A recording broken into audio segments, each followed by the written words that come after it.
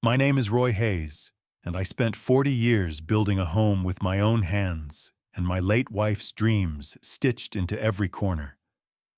But one night, I heard something no parent should ever hear: my daughter's voice, cold and calculating, saying I was a burden and it was time to put me in a nursing home. That single moment shattered everything, yet it also lit a fire inside me. What they didn't know was that the house they planned to sell out from under me would soon become the very weapon I used to turn their scheme upside down. They thought I was too weak to fight back, but the surprise waiting for them at the front door proved otherwise. Before we begin, tell me, where are you watching from and how old are you? Please subscribe to Family Betrayal Unmasked to hear more powerful stories like this one. I never thought the sound of my daughter's voice could wound me deeper than any blade, but that night it did.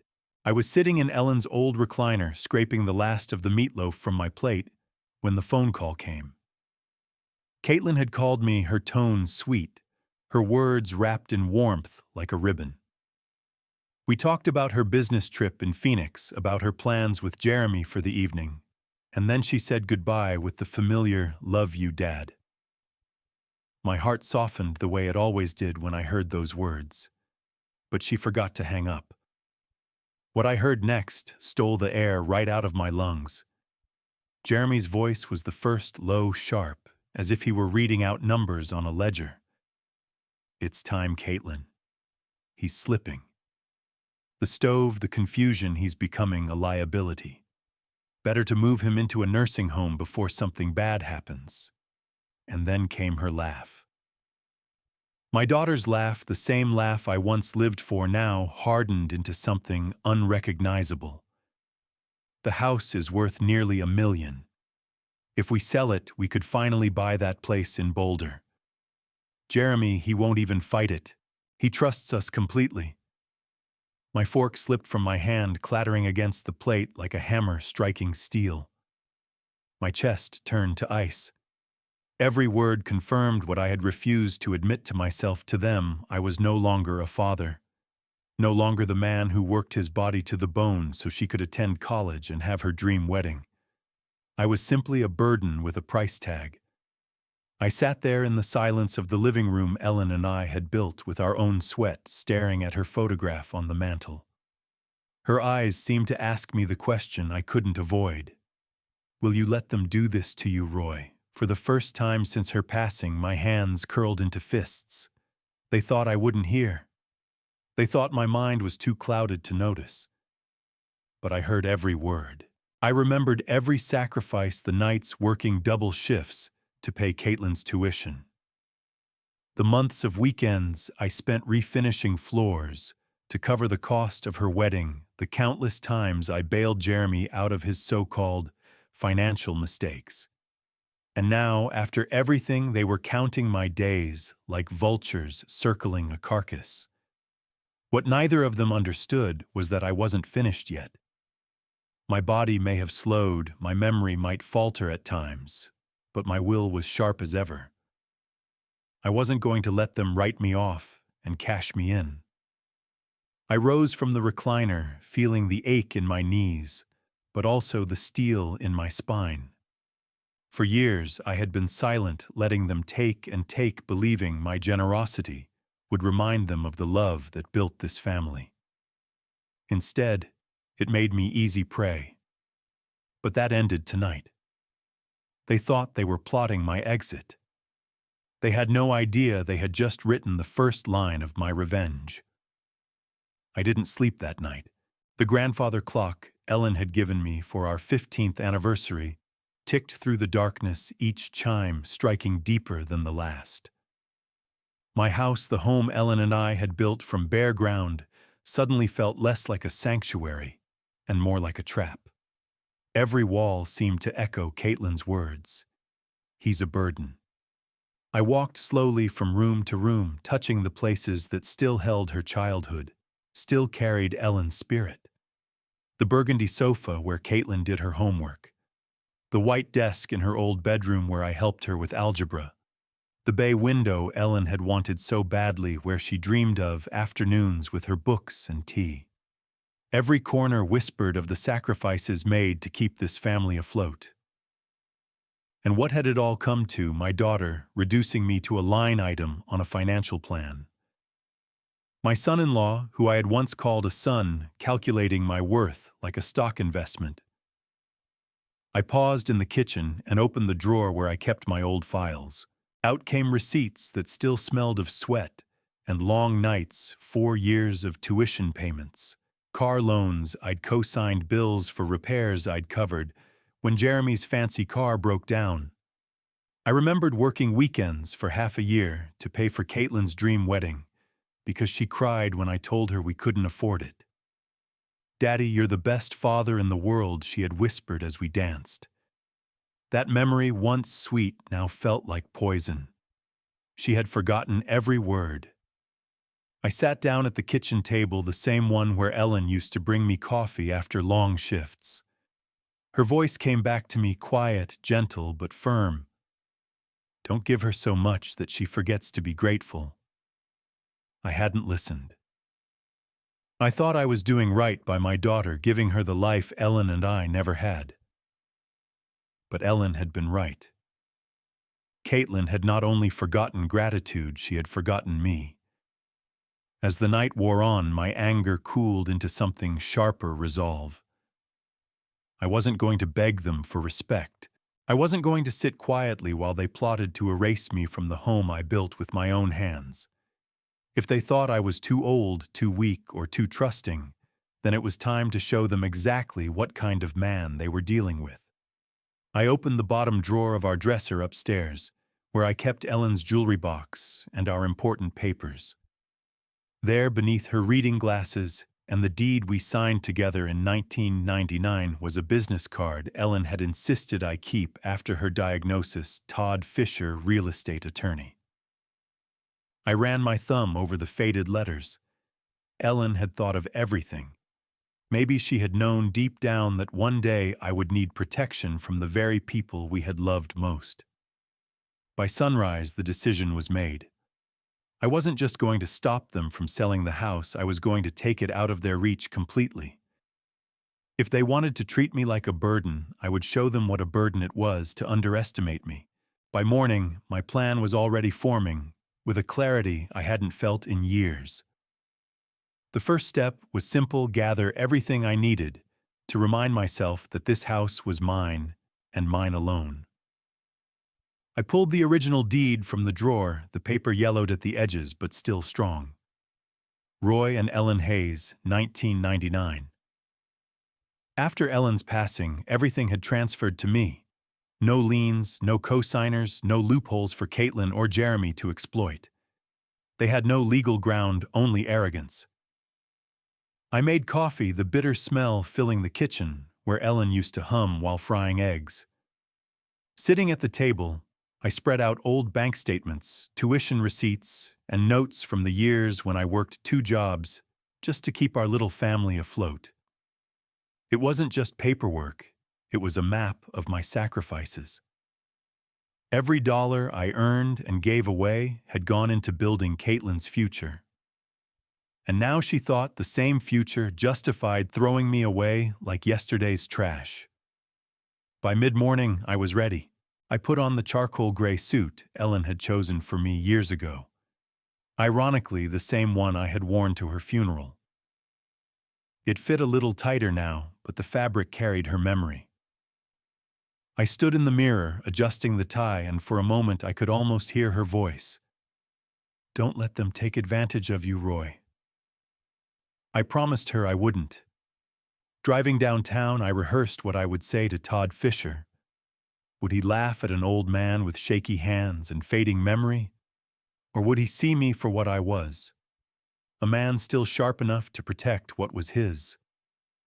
When I walked into his modest brick office, the receptionist greeted me with a polite smile, and suddenly I felt steadier.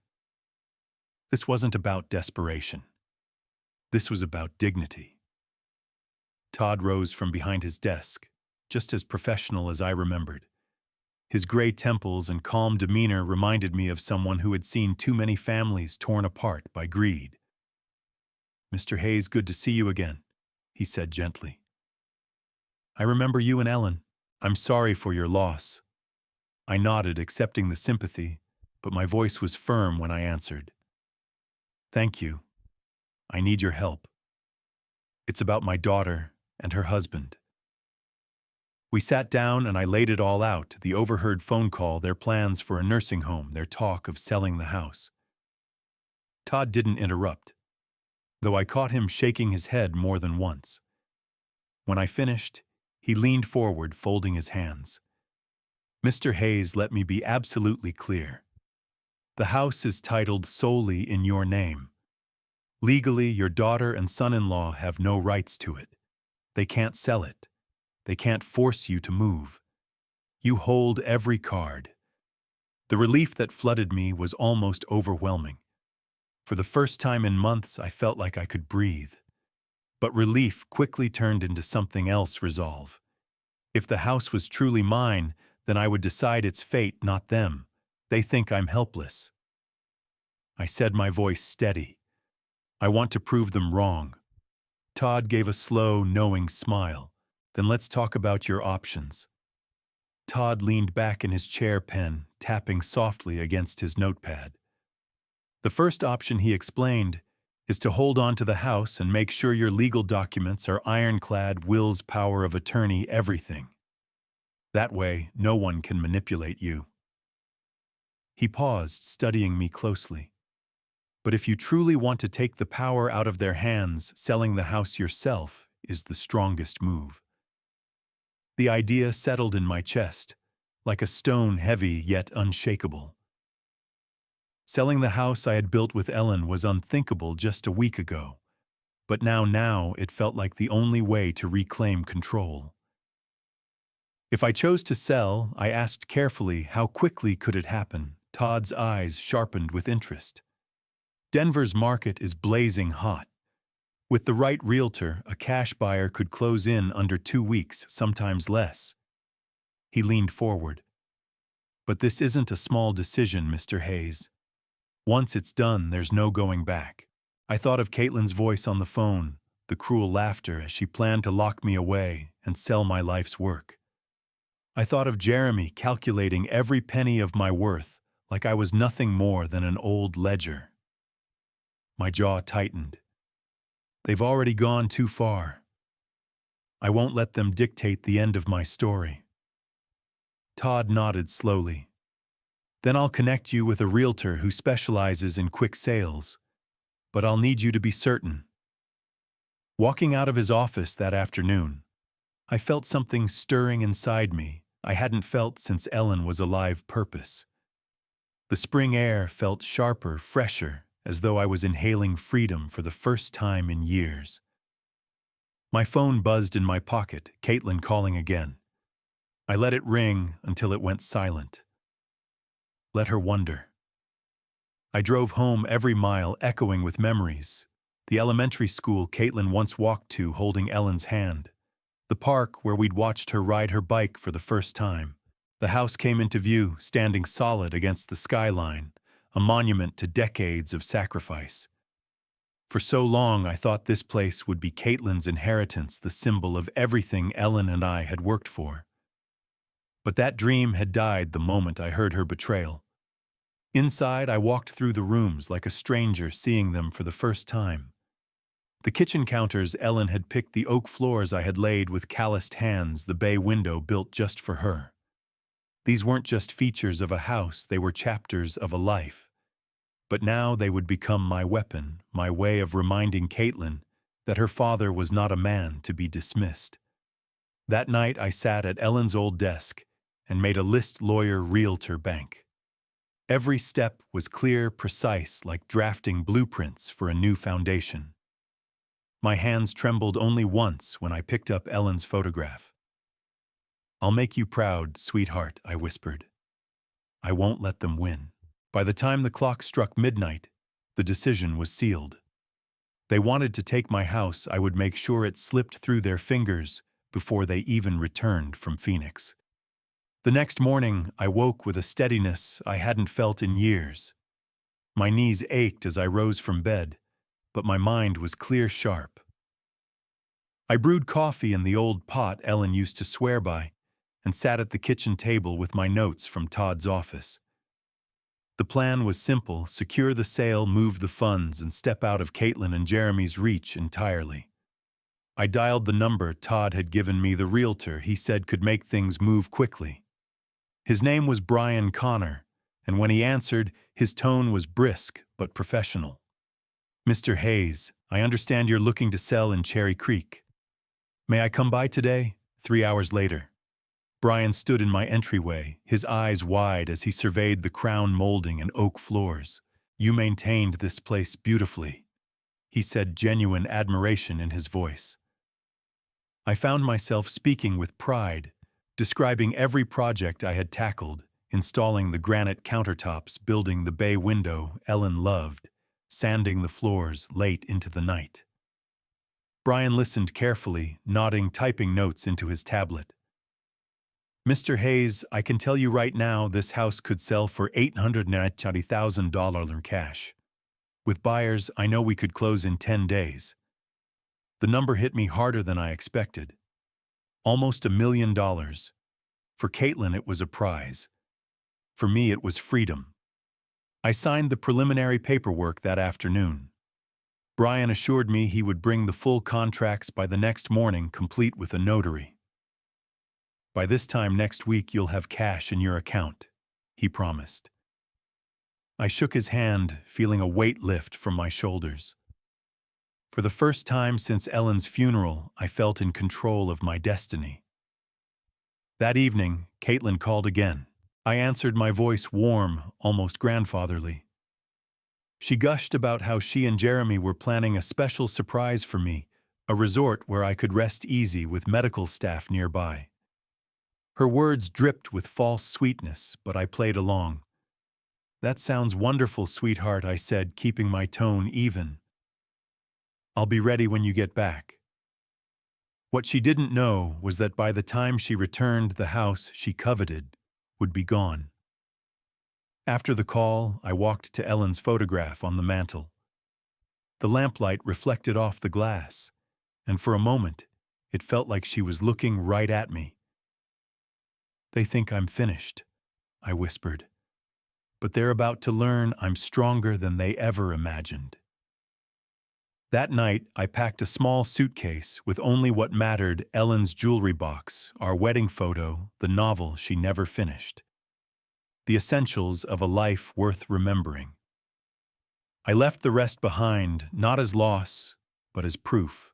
Proof that I could walk away from everything I had built and still stand taller than the people who had tried to bury me. By the time I crawled into bed, my resolve was unshakable. Caitlin and Jeremy wanted me gone. They had no idea how right they were, but it would be on my terms, not theirs. The following morning, Brian Connor arrived right on time, contracts neatly tucked in his leather portfolio. A notary accompanied him, a woman with kind eyes who guided me line by line through the paperwork. I'd always been thorough. Years as a construction engineer had taught me never to sign anything I didn't understand. I read every clause, every detail, as if I were checking the blueprint of a foundation. And when I signed my name across the deed transfer, I felt something crack free inside me. 25 years of sacrifice sealed with ink, now out of Caitlin and Jeremy's reach forever. Brian shook my hand with the firm grip of a man who knew the gravity of what we'd done. "Hayes, you've made a smart move. The wire transfer will be ready by closing, and given the buyers I've lined up, you'll see funds in your account within days." His confidence steadied me. For so long, I'd been painted as fragile, vulnerable, confused. Now I was the man holding every card. That afternoon, I drove straight to Colorado Community Bank. The manager, David Morrison, was younger than me by decades, but his handshake carried respect. "Mr. Hayes," he said warmly, "Brian mentioned you'd be stopping by. Let's talk about securing your funds." He led me into his office lined with certificates and framed photographs of fishing trips with his sons. It reminded me painfully of what I had lost with Caitlin, but also of what I still deserved: dignity. I explained my situation carefully, not embellishing, not omitting. A widower, a house sold, a need to protect nearly $900,000 from prying hands. David nodded as if he'd heard versions of my story before. "We'll place your funds into a premium account package," he said. "You'll have online access, but all major transactions will require in-person verification. No one family or otherwise can move this money without you." His tone was calm, professional, but I could hear the reassurance beneath it. This wasn't just banking, it was armor. As I signed the account forms, I felt something I hadn't in years: secure. The numbers on the page weren't just currency. They were a shield proof that my years of work, my sweat, my calloused hands, had not been wasted. Caitlin and Jeremy could circle like vultures, but they would never touch this. Driving back to my apartment, I passed the old park, where Caitlin once learned to ride her bike. I remembered running behind her, holding the seat, letting go when she finally found her balance. I thought back to her squeals of laughter, how proud she looked when she realized she was flying on her own. Somewhere along the way, she'd forgotten who had steadied her when she was too wobbly to stand. That memory burned, but it also steeled my resolve. By the time I pulled into the parking lot of my new apartment, the sun was setting over the Denver skyline. I carried Ellen's jewelry box inside, set her photo on the nightstand, and looked around the modest space. It wasn't the house I had built, but it was mine. More importantly, it was free of betrayal. And for the first time in weeks, I slept through the night, without waking in fear of what they would take from me next. When I woke the next morning, sunlight poured through the blinds of my new apartment, painting the room in a softer light than I'd felt in years. I made coffee in the small kitchenette and sat at the dining table staring at Ellen's photograph propped against the wall. Her eyes seemed to follow me, almost approving, as though she knew I was finally keeping the promise I'd made to her in those last painful days. "Don't let them take advantage of you, Roy." By 9 o'clock, Brian Connor called. "Mr. Hayes, I've got excellent news. The buyers are thrilled. They've waived nearly every contingency. All that's left is the final walkthrough, and we can close in 10 business days." His voice carried the same excitement I used to feel when finishing a construction project: clean, efficient, without delays. 10 days, I repeated, still amazed at how fast things were moving. 10 days, he confirmed, and since it's a cash purchase, you'll have immediate access to the funds. No banks dragging their feet, no financing headaches. This is as clean as it gets.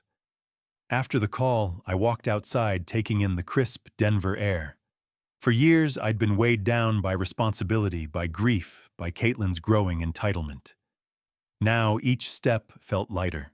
The apartment complex was quiet retirees, walking their dogs, neighbors nodding politely as they passed.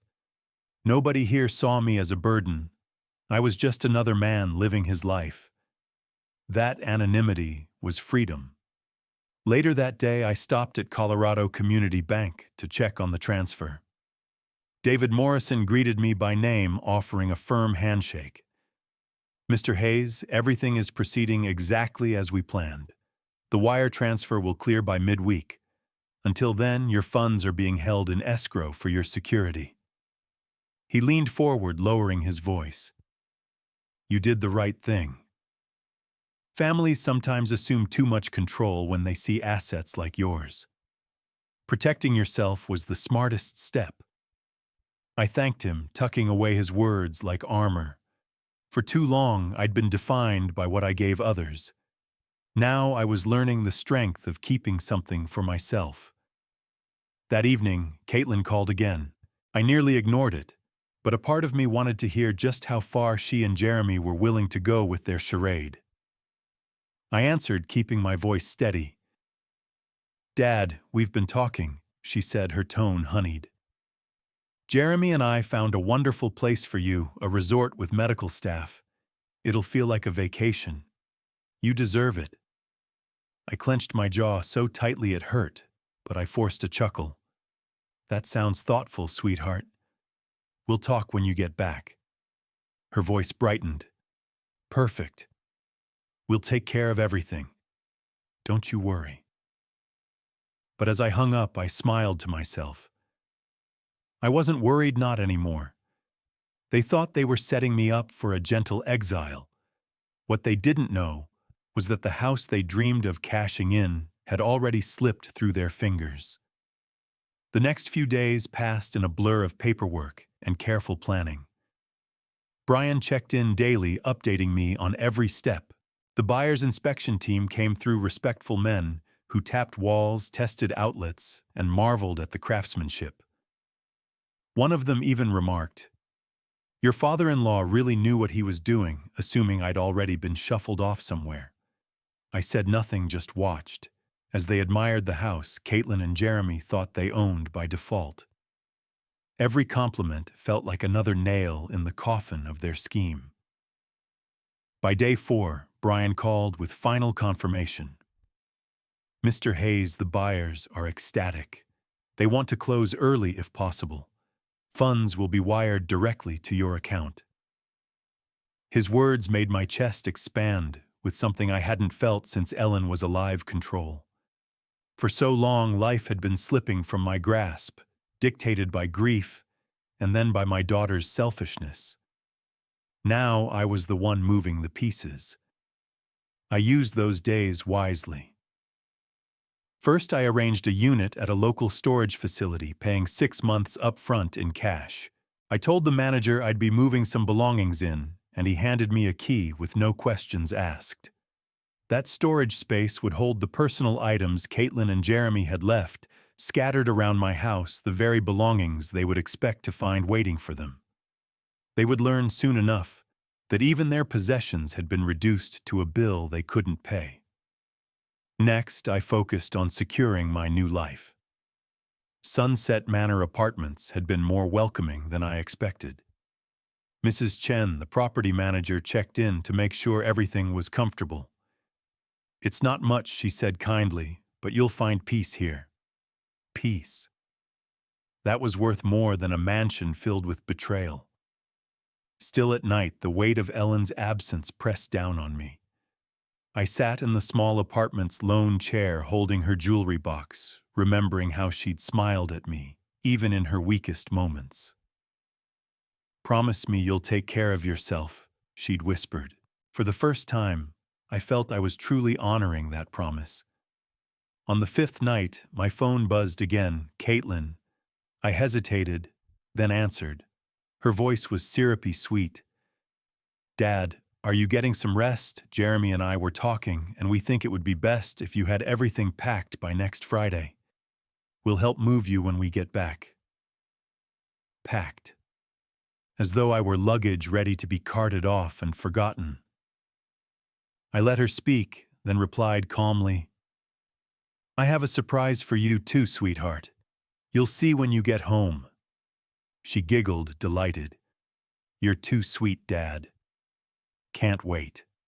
After the call ended, I poured myself a glass of water and looked at Ellen's photograph. The irony was almost laughable. They thought I was preparing to leave my home behind for their convenience. In truth, I was preparing to leave it behind on my own terms, with their greedy hands locked out completely. The following morning, Brian arrived with the final contracts. A notary joined us once again, walking me carefully through each page. This time my hand didn't tremble when I signed. Every stroke of the pen felt like a hammer striking steel, each signature nailing down the coffin of Caitlin and Jeremy's plans. When it was finished, Brian smiled. "Congratulations, Mr. Hayes. By this time next week, you'll have $890,000 deposited directly into your account." The number made my head spin, not because I dreamed of wealth, but because it symbolized freedom. For decades, money had always flowed outward to tuition weddings, car repairs, rent-free shelter. For once, it was flowing back to me. Mine to control mine, to guard mine, to spend or not spend, without anyone else's hand reaching in. That afternoon, I drove to the bank to confirm the wire instructions. David Morrison greeted me warmly, offering a folder of documents. Once the title clears, he explained the funds will land here. No one but you will ever have access. Not your daughter, not her husband, only you. He paused, meeting my eyes. I see too many parents robbed of their dignity by entitled children. You're protecting more than money here, Mr. Hayes. You're protecting yourself. His words struck deep. Protecting myself. It sounded so simple, yet I'd neglected it for years. Always giving, always sacrificing, always assuming love would be returned. Ellen's voice echoed in my mind again. Don't give her so much that she forgets to be grateful. My hand tightened on the folder. Ellen had been right all along. That evening, back at the apartment, I sat by the window watching the Denver skyline glow in the twilight. My phone buzzed again, Caitlin. This time I didn't answer. I let it ring, each chime another reminder that for once I didn't have to pick up. I didn't have to be at her beck and call. I poured myself a glass of water and raised it in a quiet toast to Ellen's photograph. They wanted me gone, sweetheart. They'll get their wish, but not the way they planned. The days ticked by with steady purpose. The title cleared, the inspection was flawless, and the buyers wired the funds. Brian called with final confirmation, his tone triumphant. It's done, Mr. Hayes. The money is yours. I logged into my new account that evening, staring at numbers I had never dreamed of seeing in one place. But more powerful than the money was the feeling it was mine, untouchable, secured behind walls Caitlin and Jeremy could never climb. I sat back in my chair, exhaling a long breath. The roles had reversed. They thought they were plotting my exile, that they were clever enough to erase me. But in reality, they were about to return from Phoenix to find everything gone, the house, the money, their imagined future. For the first time since Ellen's passing, I felt not just relief, but strength. My plan was no longer theory. It was reality, signed and sealed. And soon, Caitlin and Jeremy would walk into the cruelest twist of their lives, discovering that the man they called a burden had outsmarted them at every turn. Friday morning arrived bright and clear, the kind of Denver spring day Ellen used to call a promise. I dressed carefully in the navy suit she had bought me for Caitlin's college graduation. It wasn't just about appearances, it was about dignity. At the title company office, the closing was swift and professional. Papers passed across the polished table, signatures were exchanged, and then it was done.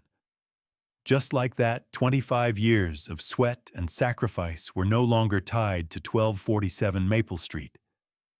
The attorney slid a document across to me. Wire confirmation. $890,000 less closing costs deposited to your account. My eyes lingered on the number. It wasn't the wealth itself that mattered. It was the independence it represented. For years, I'd been painted as fragile, even disposable. Now I was untouchable. Brian walked me out to my truck, shaking my hand firmly. You made the right choice, Mr. Hayes. Sometimes a fresh start is the greatest gift you can give yourself. His words settled into me like mortar setting around brick solid permanent. Driving back through the familiar streets, I passed the park where Caitlin learned to ride her bike, the church, where Ellen and I renewed our vows, the diner where we celebrated small victories with pancakes and black coffee. I expected sorrow to hit me, but instead, I felt light, almost buoyant. For the first time in years, the past wasn't chaining me down. When I reached the house, I parked in the driveway one last time. The brass doorknob I had installed 15 years earlier glinted in the sun, waiting for a hand that no longer owned it. I walked inside and breathed deeply. The lavender sachets Ellen had tucked into drawers still lingered, as though she'd been there only yesterday. I gathered what little I'd left behind Ellen's favorite cookbook, with her handwritten notes, a photo album from Caitlin's childhood, my old engineering certificates. Into a single suitcase they went, not as baggage but as proof of a life well lived. The rest, the furniture, the knickknacks, the very walls, would soon belong to strangers. That didn't frighten me anymore. Before locking up, I placed an envelope on the mantel addressed to Caitlin and Jeremy. Inside was the note I had written in my careful engineer's script. It wasn't angry, it was final. If you're reading this, the house is no longer yours to covet. I sold it and the money is safe. You treated me like a burden, but you will never take my dignity. Love, Dad. I set Ellen's photograph beside the envelope, kissed my fingers, and touched the glass one last time. It's done, sweetheart, I whispered. Justice, the quiet kind you always believed in. Then I closed the door behind me, slipped the new keys into my pocket, and walked away without looking back. For the first time in years, I wasn't leaving something behind, I was stepping into something new. The day Caitlin and Jeremy returned from Phoenix, I was already settled in my new apartment. I sat in the plain armchair by the window, phone in hand, the camera app open. The miniature device I'd hidden in the old house streamed live footage straight to my screen. The timestamp read 5:12 p.m. when Jeremy's black SUV pulled into the driveway. My heart pounded, not with fear, but with anticipation. I watched Caitlin step out, first her business suit rumpled from travel. She stretched, glanced at the house, and smiled as though everything inside was already hers. Jeremy followed, tugging their luggage from the back, with the smug air of a man returning to claim spoils. They looked so confident, so certain that the old man inside was waiting for their instructions. Caitlin dug through her purse, found her keys, and walked briskly to the front door. I leaned closer to my phone as she slid the key into the lock. She twisted once, twice. The lock didn't budge. Her brow furrowed. She tried again, harder this time, rattling the handle. "That's strange," she muttered, her voice clear through the hidden microphone. "The key's not working." Jeremy stepped up, frowning. "Let me try the back." He disappeared from the camera's view, only to return minutes later, his face darkened with alarm. "Back door's locked too. Even the garage remote doesn't work." Their confidence cracked right there on the porch. Caitlin pulled out her phone, dialing my old landline. The number had been disconnected days ago, but she didn't know that. She waited, then frowned. No answer. Not even voicemail. Panic began to creep into her voice. Jeremy scowled at the lock, shaking his head. "These are new. Someone changed them.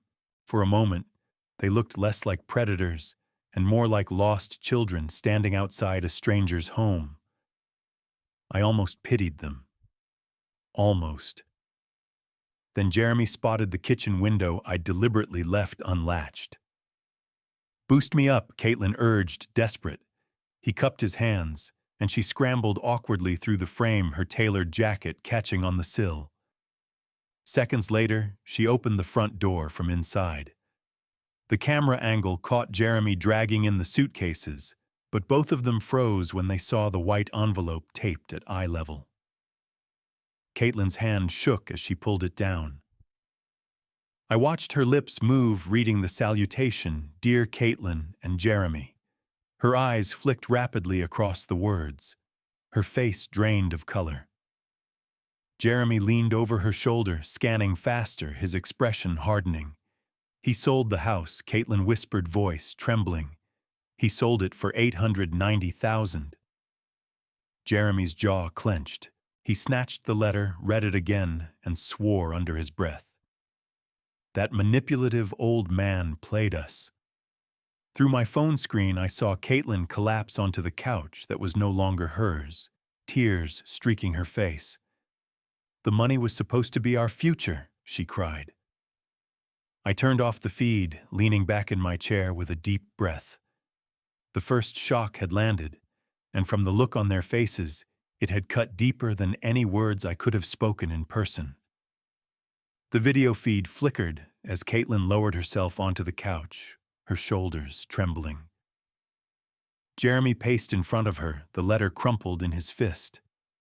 For the first time, their polished veneer cracked, and what spilled out wasn't unity, but blame. "You were supposed to handle him better." Jeremy snapped his voice sharp enough to cut glass. "You should have convinced him before he got any bright ideas." Caitlin's head jerked up, eyes blazing through her tears. "Me? You're the one who kept pushing for a nursing home.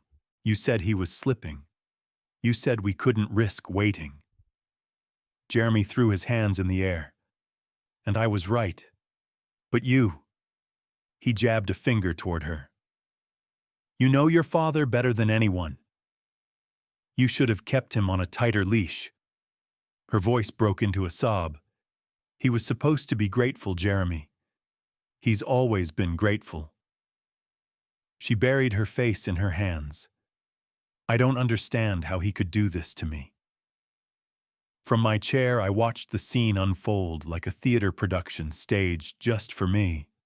There was a bitter satisfaction in seeing the arrogance stripped from their faces. They weren't calculating, now they were unraveling. Jeremy finally sat down heavily, dropping the crumpled letter on the coffee table. His voice was lower but no less venomous. "Do you realize what this means? We're out. No house, no inheritance, no backup plan. My lease ends next week, and your salary can barely cover the car payments, let alone rent in Denver." Caitlin flinched, wiping her eyes with the back of her hand. "What do you want me to say? That we gambled and lost? He's my father." I thought she choked. I thought he'd never fight back. Jeremy leaned back, his face hard, his jaw twitching. "Well, he did. And now we're ruined." They sat in silence for a long moment, the kind of silence that weighs heavier than any shouting. I could see Caitlin's eyes dart toward the mantel where Ellen's photo used to sit, now replaced by my letter. She reached out, fingers trembling as though the paper itself might explain how her father had outsmarted her. "He wrote this with love," she whispered. "Even while taking everything away, he signed it, 'Love, Dad.'" Her voice cracked. "Why would he do that?" Jeremy snorted, bitter and cold. "Because he wanted to twist the knife." "Don't fool yourself. That was no love letter, that was war." I smiled faintly, though my chest ached with the truth. It was love in its own way, love enough to teach them the hardest lesson they would ever face: betrayal has consequences. As Caitlin stared at the letter, tears sliding silently down her cheeks, I ended the feed. I'd seen enough for tonight. Their perfect little scheme had collapsed into dust, and they were left choking on it. For the first time in years, I slept with a calm heart, knowing the war had only just begun, and I was the one leading it. The next evening, I poured myself a cup of coffee and opened the camera app again. The feed came alive with Caitlin pacing the living room like a caged animal, phone clutched tight in her hand. Jeremy sat at the table, laptop open, muttering curses under his breath. Even without sound, their faces told the story of desperation. When the microphone caught Caitlin's voice, it was ragged.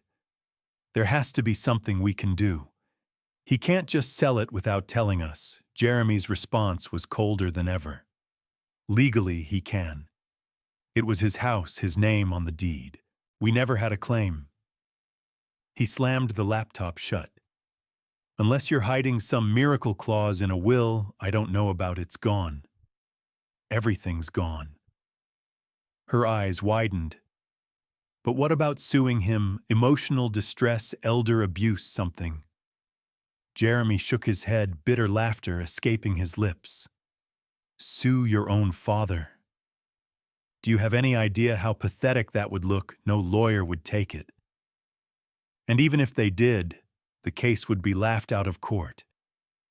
He played it clean. I leaned back in my chair, the corners of my mouth lifting. Clean. That was the word.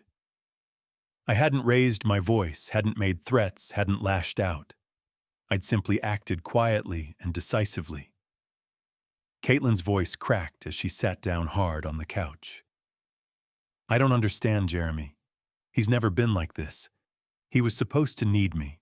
Her face twisted, and for the first time I thought I heard the faint echo of the little girl she used to be, the one who once clung to my leg and begged me not to leave for work. But that girl was long gone. Jeremy's mask slipped his voice, carrying the weight of his own failures. Do you get it now? We're broke. My career's over, your paycheck barely covers the basics, and the man you thought you could control just wiped us out. We're on our own. Silence stretched between them until Caitlin whispered almost to herself, Then where do we go? Her words cut deeper than I expected. For all their betrayal, for all their greed, they were still standing in the house I had built with Ellen, but it was no longer theirs. Homelessness was staring them in the face, and panic had settled in. Jeremy finally grabbed his jacket, muttering, I'll figure something out, and stormed out the door. Caitlin remained staring at the letter again, reading and rereading, as though she could force the words to change. I closed the feed, the image freezing on her tear-streaked face. A part of me wanted to feel pity, but another part, the part that remembered her calling me a burden, kept me steady. This wasn't cruelty. It was consequence. I finished my coffee and turned off the light. For years they had underestimated me. Now they were finally beginning to see the truth. I was not their pawn, but the player moving every piece on the board. By the time the weekend came, the cracks in their marriage were starting to show. My phone buzzed with motion alerts from the hidden camera, and each time I checked, I saw them unraveling further. Jeremy stormed through the house with restless energy while Caitlin sat hunched on the couch, staring at her phone as if waiting for a lifeline that would never come. On Saturday evening, the microphone picked up their voices, sharp and bitter. This is your fault. Jeremy spat, pacing in front of her. If you hadn't pushed him with your guilt trips and fake affection, maybe he wouldn't have caught on. Caitlin's head snapped up, eyes red from crying. Don't put this on me. You're the one who lost your job. You're the one who said he was too old to notice anything. You pushed for the nursing home, not me. Jeremy slammed his hand against the mantel, rattling the envelope I had left behind. We're finished, Caitlin. Don't you get it? He sold the house, took the money, and left us with nothing. And now you're blaming me. You can't even keep your own father under control. Her voice cracked, half scream, half sob. He was supposed to love me, Jeremy. He was supposed to trust me. I leaned back in my chair, listening with a grim kind of satisfaction. Love wasn't a license to exploit. Trust wasn't a blank check.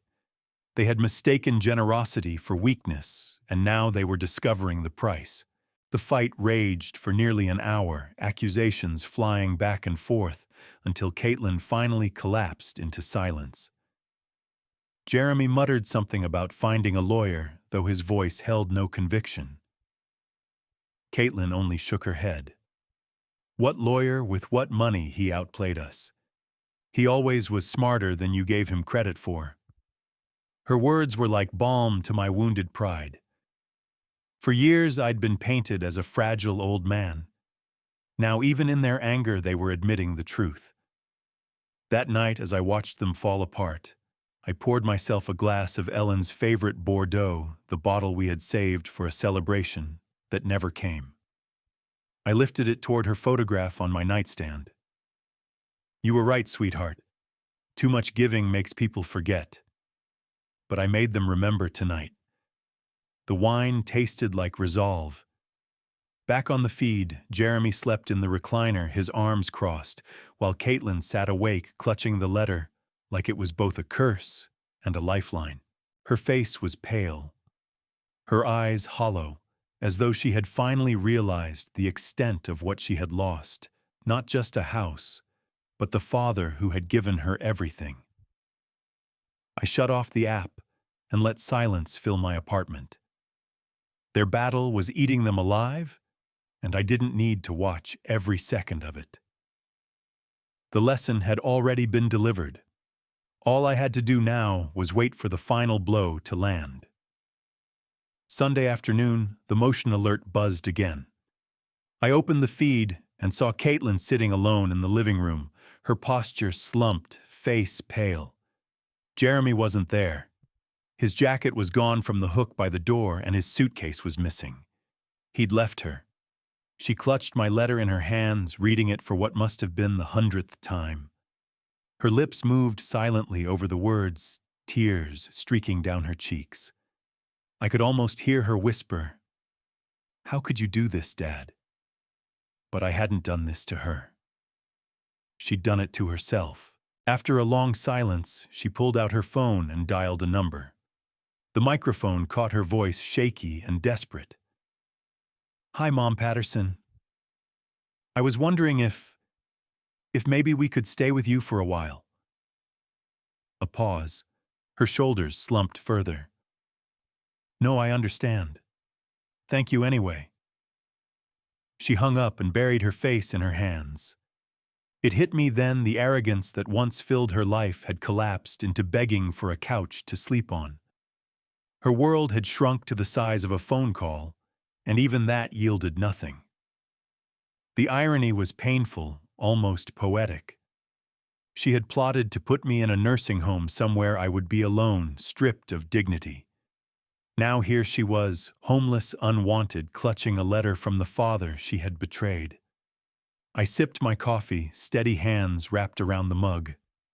I felt no glee in watching her crumble, only a quiet satisfaction that justice had been served. As the hours dragged on, Caitlin wandered the house like a ghost, opening cabinets, looking through drawers, as if searching for some trace of ownership that still belonged to her. But the truth was clear, everything around her was no longer hers. Even the furniture she sat on would soon belong to strangers. By dusk, Jeremy returned, slamming the door and muttering curses under his breath. "No luck," he barked. "Nobody's hiring, not in this market." Caitlin looked at him with hollow eyes. "Then what do we do?" Jeremy threw his hands up. "I don't know. Maybe beg your dad for forgiveness." Her face twisted. "He won't forgive me. Not after this." He dropped onto the couch, defeated. "Then we're finished." Their voices faded as I closed the feed, my heart both heavy and light. Heavy because no parent dreams of seeing their child reduced to despair. Light because I had finally protected myself, finally honored Ellen's last wish that I not be taken advantage of. I stood and walked to the window of my apartment, the Denver skyline glowing gold in the setting sun. My reflection stared back at me, not the broken old man they believed me to be, but a man reborn, carrying dignity into the final chapters of his life. Caitlin and Jeremy's counterattack had failed. The burden they tried to cast away had become the weight around their own necks, and soon the final blow would fall. Monday morning, I dressed in the same navy suit I'd worn for Caitlin's graduation, tied the knot carefully, and drove to Colorado Community Bank. The branch smelled faintly of fresh polish, the way buildings do when they want to reassure you of stability. David Morrison greeted me at the door with a firm handshake. "Mr. Hayes, congratulations. The wire cleared this morning. The funds are in your account." He ushered me into his office and slid a paper across the desk. There it was in black and white, $890,000, mine alone. My throat tightened as I stared at the number. For so long, I'd been the man scraping to make ends meet, the one working late shifts, bending his back, so his daughter could have the life he never did. And here I was, an old widower with more money than I'd ever imagined, untouchable. David spoke calmly, explaining security features, how withdrawals would require identification, how the account was flagged for extra monitoring. Your money is safe here, Mr. Hayes. No one else will ever touch it. I nodded slowly, absorbing every word. Safety wasn't just about dollars. It was about dignity. This wasn't wealth for indulgence. It was armor against the very people who thought they could erase me. After signing the last form, I walked outside into the sharp Colorado air. For years, Caitlin and Jeremy had seen me as a weak old man, their burden to manage. Now I felt taller, steadier, as though Ellen herself were walking beside me, her hand in mine. That evening, I poured myself a modest glass of wine and sat at my apartment's small dining table. My phone buzzed again, Caitlin. I stared at the screen, the name glowing like a ghost from another life. This time I answered, keeping my voice warm but guarded. Dad, thank God. We've been trying to reach you. Something's wrong with the house, locks changed, your phone disconnected, and there was a letter. Her voice cracked. Please tell me this is a misunderstanding. I let the silence stretch just long enough to make her squirm. Then I said gently, no misunderstanding, sweetheart. The house was mine to sell, and I sold it. There was a sharp inhale like someone punched her in the stomach.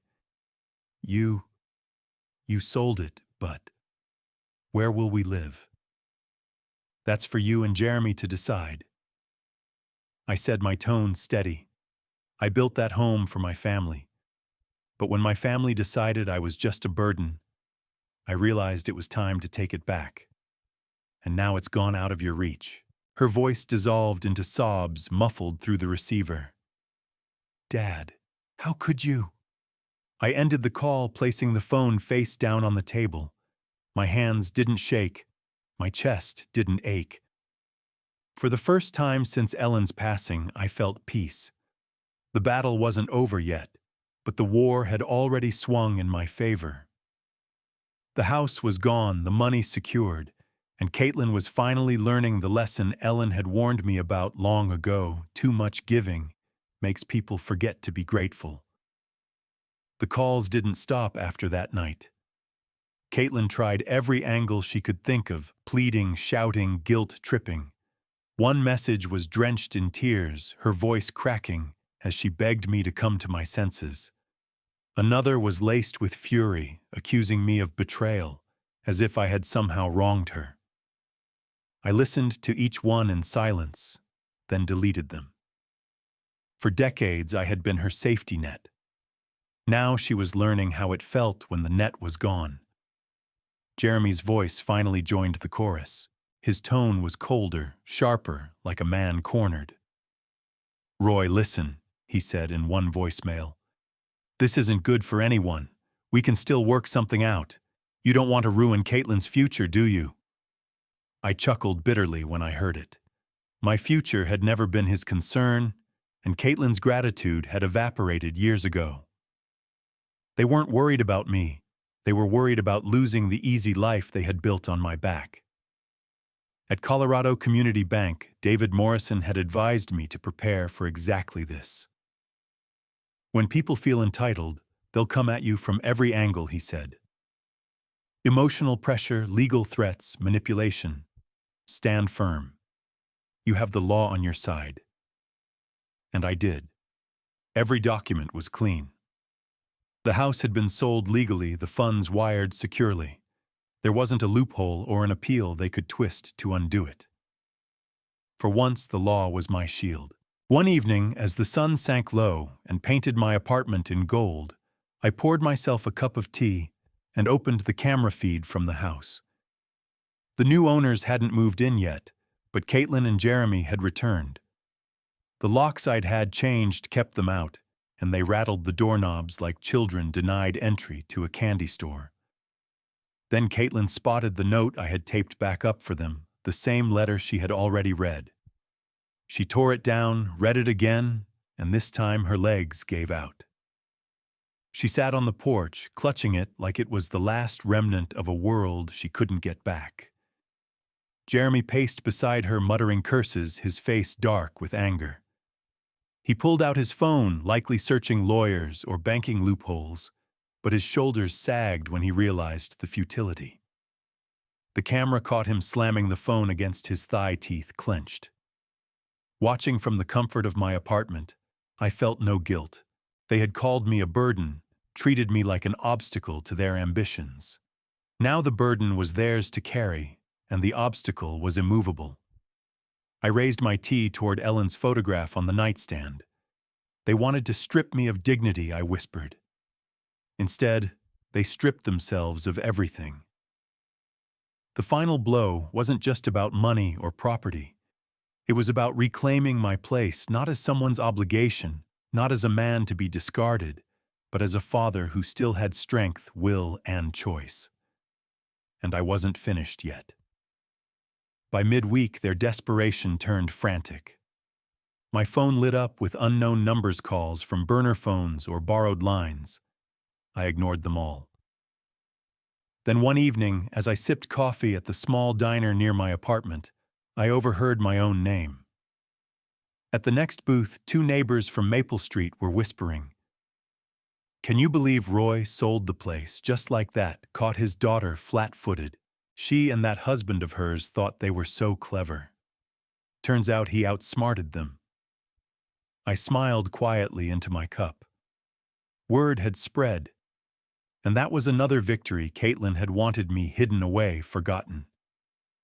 Instead, the story of her betrayal and my response was already circulating like wildfire. Pride stirred in my chest. Not pride in humiliating her, but pride in knowing I had not allowed myself to be erased.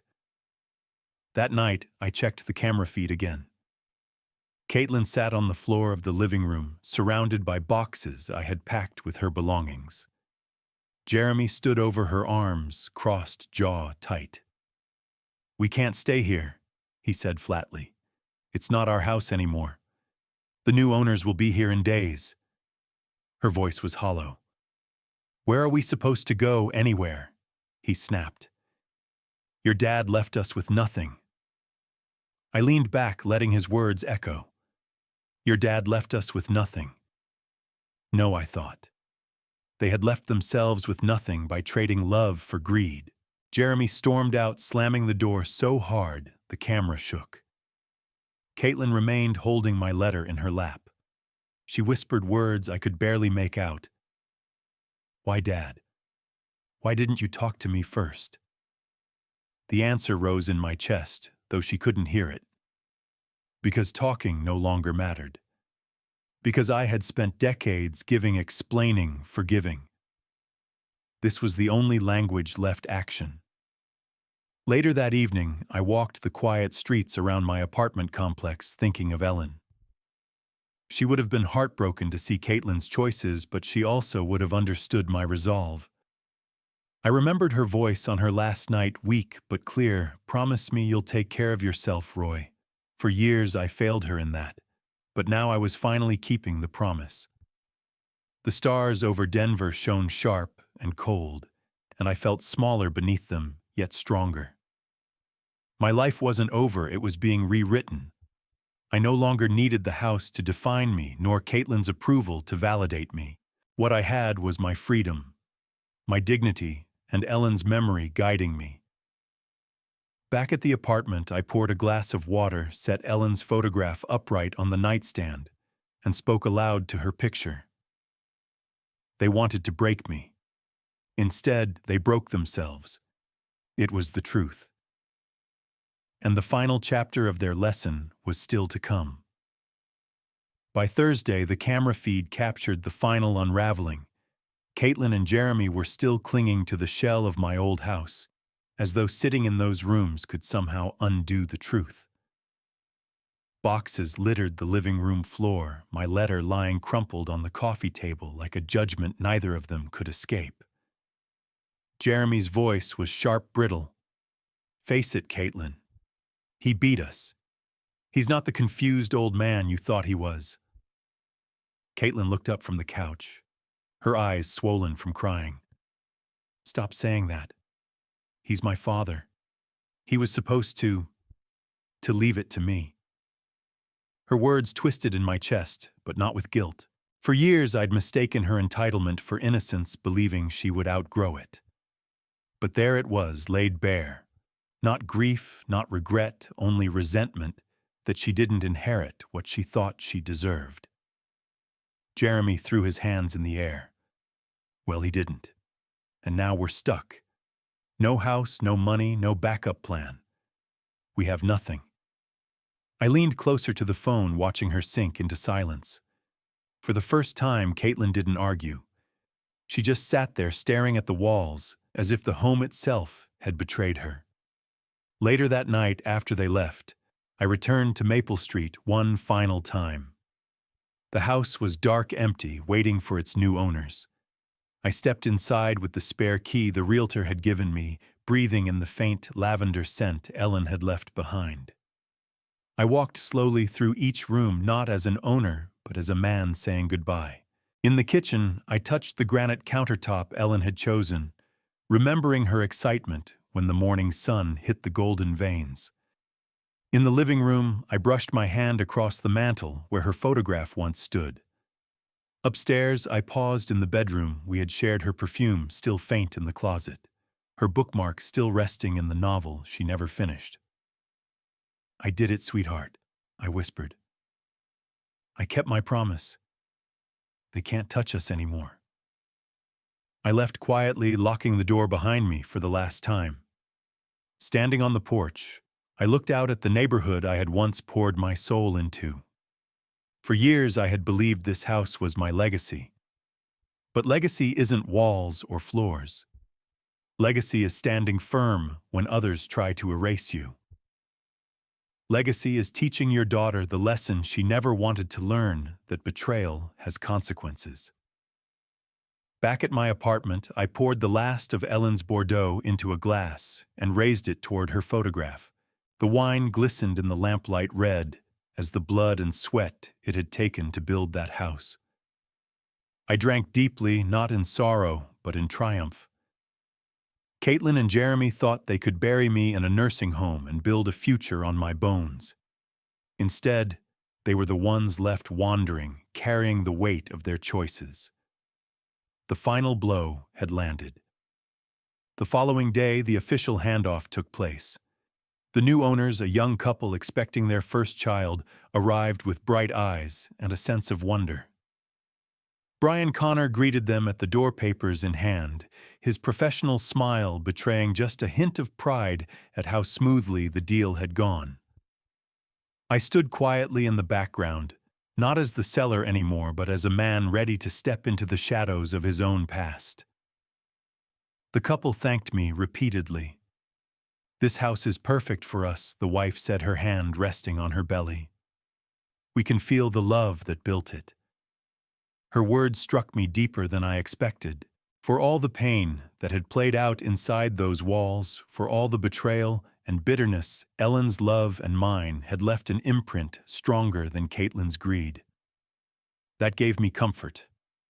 When the paperwork was finalized, I placed the keys into their hands. "Take care of it," I said softly. "It deserves to be cherished." As I walked away from Maple Street for the last time, I didn't feel loss. I felt liberation. The house was no longer a battlefield. It was a fresh beginning for someone else. And for me, it was the closing of a chapter that had nearly destroyed me. Back in my apartment, I watched the camera feed one final time. Caitlin and Jeremy had returned, but this time they weren't just angry, they were broken. They rattled the locks again, shouting, pounding on the door like unwelcome strangers. The young couple peered nervously from the window, confused by the commotion. Eventually, Caitlin sank to the porch, her head in her hands. Jeremy stormed off, his voice trailing curses into the night. That was the moment I shut off the feed for good. I didn't need to see anymore. Their downfall wasn't my entertainment. It was the natural consequence of their own choices. I sat at my small table, poured a cup of coffee, and stared at Ellen's photograph. "It's over, sweetheart," I whispered. "They can't touch me anymore." For the first time since her passing, I felt I had honored her last request to protect myself, to stop giving until there was nothing left of me. Caitlin would have to live with what she had done. Maybe one day she'd look back and realize her greed had cost her not just a house, but a father's love. Or maybe she wouldn't. Either way, it was no longer my burden to carry. That night, I lay down in my new bed, the sounds of the city humming softly through the window. I wasn't surrounded by memories anymore, but by possibilities. I had my freedom, my dignity, and nearly $900,000 in the bank. But more importantly, I had myself again.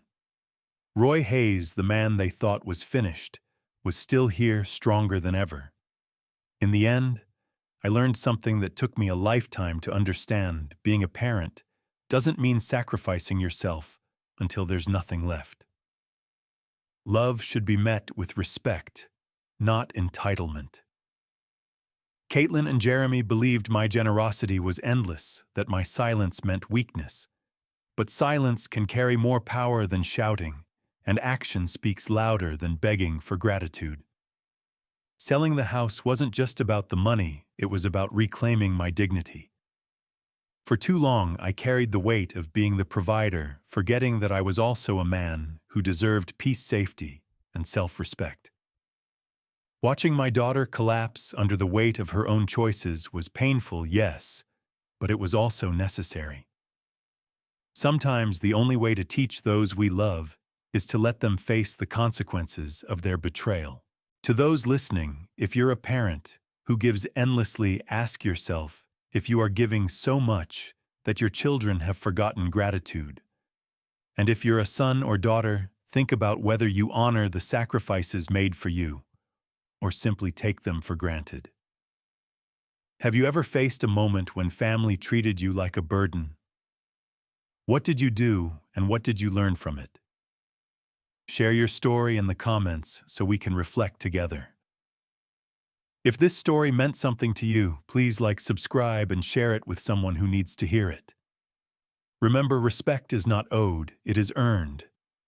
Thank you for listening.